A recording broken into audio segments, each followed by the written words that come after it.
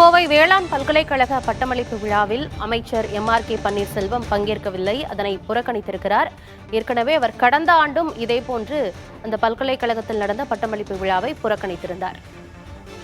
இதுகுறித்த கூடுதல் விவரங்களோடு செய்தியாளர் ஐஸ்வர்யா இணைந்திருக்கிறார். ஐஸ்வர்யா, கடந்த ஆண்டும் அமைச்சர் எம்.ஆர்.கே. பன்னீர்செல்வம் இந்த விழாவை புறக்கணித்திருந்தார். இந்த ஆண்டும் இந்த விழாவை புறக்கணித்திருக்கிறார். கூடுதல் விவரம் என்ன? ஆனந்தி, கோவையில் உள்ள தமிழ்நாடு வேளாண்மை பல்கலைக்கழகத்தின் 44வது பட்டமளிப்பு விழா பார்த்தீங்கன்னா பல்கலைக்கழக பட்டமளிப்பு விழா அரங்கில் தற்போது நடைபெற்று வருகிறது. இந்த விழாவில் தமிழக ஆளுநரும் தமிழ்நாடு வேளாண்மை பல்கலைக்கழகத்தின் வேந்தருமான திரு ஆர்.என். ரவி தலைமை தாங்கி தற்போது விழாவை சிறப்பித்து வருகிறார்.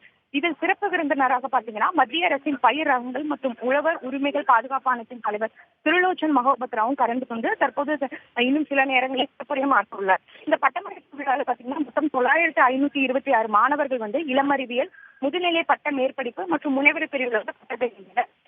3415 மாணவர்கள் நேரடியாகவும் உறுப்பு மற்றும் இனிப்பு கல்லூரிகளில் இருந்து பார்த்தீங்கன்னா 6111 மாணவர்கள் பட்டம் பெறுகின்றனர். பட்டமளிப்பு விழாவில் பாத்தீங்கன்னா வேளாண்மை பல்கலைக்கழக இணைவேந்தரும் வேளாண் துறை அமைச்சருமான எம்.ஆர்.கே. பன்னீர்செல்வம் தற்போது பங்கேற்கவில்லை. கடந்த ஆண்டு பட்டமளிப்பு விழா 43வது பட்டமளிப்பு விழா பாத்தீங்கன்னா கடந்த மார்ச் மாதம் நடைபெற்றது. அதிலும் பாத்தீங்கன்னா அமைச்சர் எம்.ஆர்.கே. பன்னீர்செல்வம் பங்கேற்பதை புறக்கணித்தார். தற்போது நடைபெற்று வரும் இந்த பட்டமளிப்பு விழாவையும் அவர் பங்கேற்காமல் புறக்கணித்துள்ளார். தொடர்ச்சியாக பாத்தீங்கன்னா தமிழக அரசுக்கும் ஆளுநருக்கும் இடையே ஒரு கருத்து மோதல் இருந்து வரும் நிலையில் ஆளுநர் பங்கேற்கும் நிகழ்வுகளில் தமிழக அமைச்சர்கள் பங்கேற்காதது குறிப்பிடத்தக்கதானது. தகவல்களுக்கு நன்றி ஐஸ்வர்யா.